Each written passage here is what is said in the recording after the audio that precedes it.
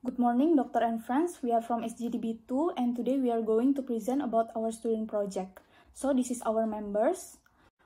Puberty is a period of physical, hormonal, and physiological transition from childhood to adulthood with accelerated linear growth and achievement of reproductive function. Puberty is the result of activation and maturation of the hypothalamic pituitary gonadal axis in adolescence. Precocious puberty is appearance of secondary sexual characteristic before the age of 8 years in girls and 9 years in boys, or occurs 2.5 earlier than standard deviation of the mean age. The overall incidence of sexual precocity is estimated to be 1 to 5,000 until 1 to 10,000 with 10 to 1 female to male ratio. Based on Danish study, prevalence of precocious puberty of 0.2% for girls and less than 0.05% for boys. The cases and prevalence of precocious puberty exist in several countries, so it is important to be our common concern. Precocious puberty can affect children both physically and emotionally. Impact on psychosocial growth development, change behavior in children, emotional distress in themselves, and risk of sexual abuse. A clear understanding of the physiology and timing pubertal change is important for managing early puberty. This student project discusses precocious puberty so the author and public can find out the physiological and change encountered, the mechanism, and appropriate treatment so precocious puberty don't have negative impact for their future growth. So, this is the problems of the research, this is the objective of the research, and this is the benefits of the research. Now I will explain about the definition. Puberty itself is defined as a complex transitional phase in children which generally consists of an accelerated growth and development of secondary sexual characteristics. Whereas in girls, it begins between the ages of 8 and 13 with breast development, pubic hair growth, and menarche. While in boys, it begins between the ages of 9 and 14 with testicular enlargement, penis growth, pubic hair, and voice changes. Next. In certain cases, puberty occurs with an onset earlier than the normal age for pubertal onset, which is known as precocious puberty. Precocious puberty is defined as the appearance of secondary signs of sexual maturation at ages more than 2.5 standard deviations below the mean. In girls, precocious puberty happens before the age of 8 years old, while in boys it occurs before the age of 9 years old. Next. So I'll present about epidemiology of precocious puberty. The overall incidence of precocious puberty is 1 from 5,000 to 1 from 10,000 children, and female to male ratio is 10 for females and 1 for males. The first epidemiologic study from Danish National Registry estimated that 0.2% of females had some form of precocious puberty such as CPP, PPP, or benign variants, while for males it was less than 0.05%. The female predominates about 20 to 23 per 10,000 girls compared to boys that less than 5 from 10,000 boys. In Spain, the annual incidence of CPP between 0.02 and 1.07 cases per 100,000 persons. In Korean population, prevalence of CPP was 55.9 per 100,000 girls and 1.7 per 100,000 boys. In China, over 20,000 girls in 23 until 25 perform breast development when 9.2 years, with the mean age at menarche 12.27 years. About 20% of girls aged 8 years already had evidence of breast development. In 2020, the lockdown in Italy goes on. There are some increases in CPP with slow progression. 37 patients new diagnosis of CPP during and after the Italian lockdown, and 12 patients already diagnosed with slow progression of CPP. The etiology of precocious puberty is classified into two major categories, such as central precocious puberty or gonadotropin-releasing hormone dependent, and peripheral precocious puberty or gonadotropin-releasing hormone independent. Central precocious puberty or CPP is a true pubertal development due to earlier maturation and activation of the hypothalamic pituitary gonadal axis. And the most relevant categories that can cause CPP includes CNS tumors such as hypothalamic hematoma, optic glioma, arachnoid cyst, astrocytoma, ependymoma, hydrocephalus, septo-optic dysplasia, and pineal tumors. CNS injuries such as head trauma, cranial irradiation, cerebral palsy, and infections. Genetics such as due to loss of function mutation encoding the MRF3 genes, or a gain of function mutation encoding the kisspeptin and its receptor genes. Syndromes such as type 1 neurofibromatosis, Sturge-Weber syndrome, tuberous sclerosis, and environmental such as internationally adopted children, sex steroids therapy withdrawal, and familial precocious puberty. Peripheral precocious puberty, or PPP, is a development of secondary sexual characteristic independent of the gonadotropin-releasing hormone pulsatile secretion, and peripheral precocious puberty happens due to the production of sex steroids from endogenous or exogenous sources. Some important causes include congenital adrenal hyperplasia, McCune-Albright syndrome, gonadal tumors such as Leydig cell tumors, Sertoli cell tumors, dysgerminoma, teratoma, and embryonal tumors. Adrenal tumors, familial male-limited precocious puberty such as testoxicosis, and endogenous exposure to sex steroid, and Van Wyk and Gembach syndrome. So there are some risk factors of precocious puberty. The first is gender.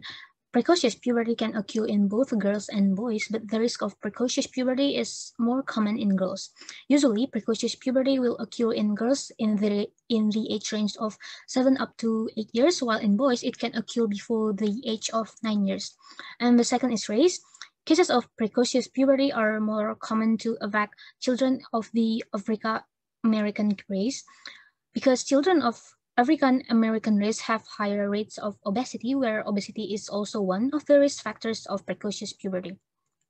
And the third is genetic and family history.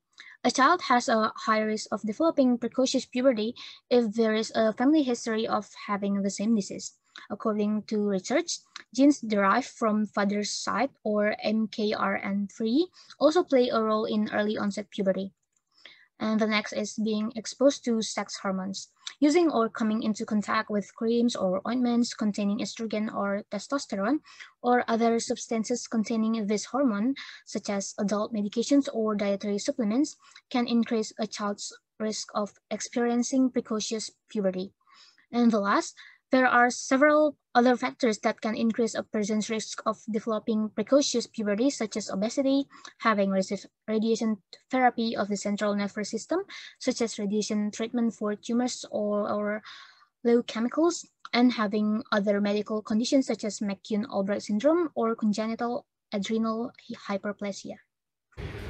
Precocious puberty can be thought of in terms of two pathophysiologic categories. One, a normal pubertal process happening at an abnormal time, and second, an abnormal pubertal process that is independent of the integrated function of the hypothalamic pituitary gonadal axis. The former is often referred to as true precocious puberty or gonadotropin-dependent precocious puberty. The latter is referred to as pseudo-precocious puberty or gonadotropin-independent precocious puberty. The most common identifiable cause of true precocious puberty is hypothalamic hamartoma. Pseudo-precocious puberty is usually caused by an abnormality of sex steroid secretion. Steroid biosynthetic abnormalities, in particular, the virilizing syndromes of congenital adrenal hyperplasia, are the most common cause. Neoplasm of the adrenal gland or gonad are also the cause of pseudo-precocious puberty. True precocious puberty is more common in girls and usually has a benign cause. True precocious puberty is uncommon in boys and frequently has an inauspicious cause. Diagnosing precocious puberty is usually done clinically and then supported with examinations. There are 4 steps. The first one is history taking, the second one is physical examination, the third one is imaging studies, and the last one is lab examinations. For history taking, we usually use the Fundamental 4 and Secret 7 to find out in particular what signs did appear and in what order, using Tanner stage as a guideline. The circulated Tanner stage can indicate a pathological cause, and we can also ask when did the symptoms first appear and when did the mother or the father first experience puberty. We then continue with physical examination. We usually measure the weight, the height, and the secondary sexual development, and we compare it to population standard. Imaging studies, we usually use X-ray of the left and right wrist, and sometimes we can also use the pelvis to measure the bone maturation stage.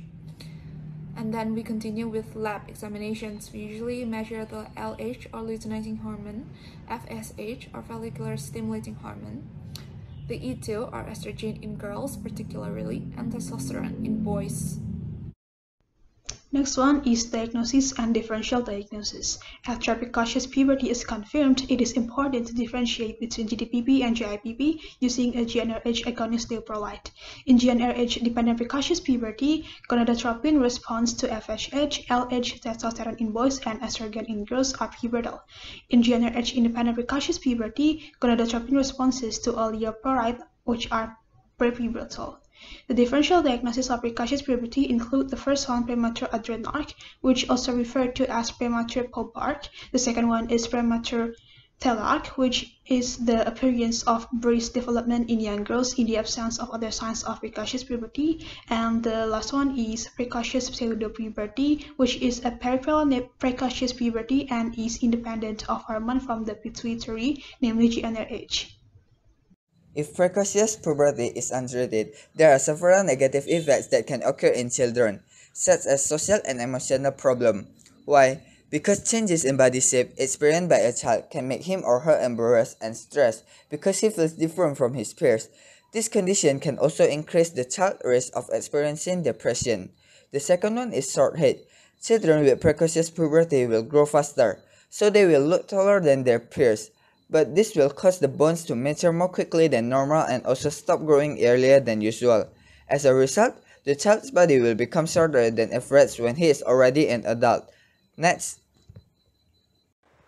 Treatment of precocious puberty is to help the children reach his or her adult height.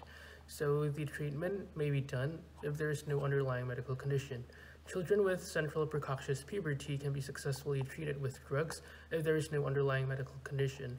GnRH analog therapy, which slows the progression of development, requires a monthly injection of a drug such as leuprolide acetate or triptorelin. A histrelin implant may also be used to treat central precocious puberty. When precocious development is triggered by a certain underlying condition, that means that the condition needs to be removed from the patient's body. For example, if a child has a tumor which induces the precocious puberty, a surgical removal is most likely needed to stop the development of puberty. Risk factors such as gender, race, and family history are unavoidable. However, there are still some things that can be done to prevent precocious puberty. The first one is to maintain child's normal and healthy weight. It is wise to monitor the development of children's weight as they grow, teach and encourage them to live a healthy life to reduce the risk of obesity. The second one is to keep children away from exposure to sex hormones unless prescribed by a doctor. Any dietary supplements or medicine that may contain estrogen or testosterone should be kept away from children. Next. As a conclusion, precocious puberty is defined as the appearance of secondary signs of sexual maturation before the age 8 years in girls and before the age 9 years in boys. Incidence of precocious puberty is 1 to 5,000 to 1 to 10,000 children, and female to male ratio is 10 to 1. Puberty is classified into central and peripheral. CPP caused by underlying pathology in males and idiopathic in females. PPP caused by congenital adrenal hyperplasia, gonadal and adrenal tumors, and other exposures. Risk factors of precocious puberty are gender, race, genetic and family history, exposure to sex hormone, and other factors. Pathophysiology of precocious puberty can be a normal pubertal process happening in abnormal time, or an abnormal pubertal process that is independent of the integrated function of the hypothalamic pituitary gonadal axis. Next. Next, signs and symptoms.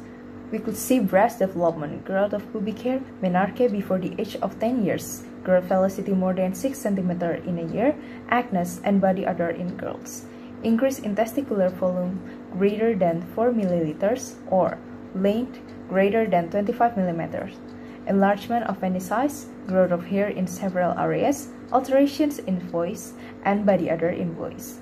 And for the diagnosis, we could get it from history taking, physical examination, imaging study, for example X-ray, and laboratory examination. And for the differential diagnosis, there are premature adrenarche, premature telarche, and precocious pseudopuberty. And for the complication, it will cause social and emotional problems and sore head. And for the therapy, we could use monitoring of the child growth, treatment with drugs, hysterine implant, GnRH, analog therapy, and surgery. And for the preventions, parents should maintain child's normal and healthy weight and keep children away from exposure to sex hormones. Okay, that's all from us. Thank you for your attention.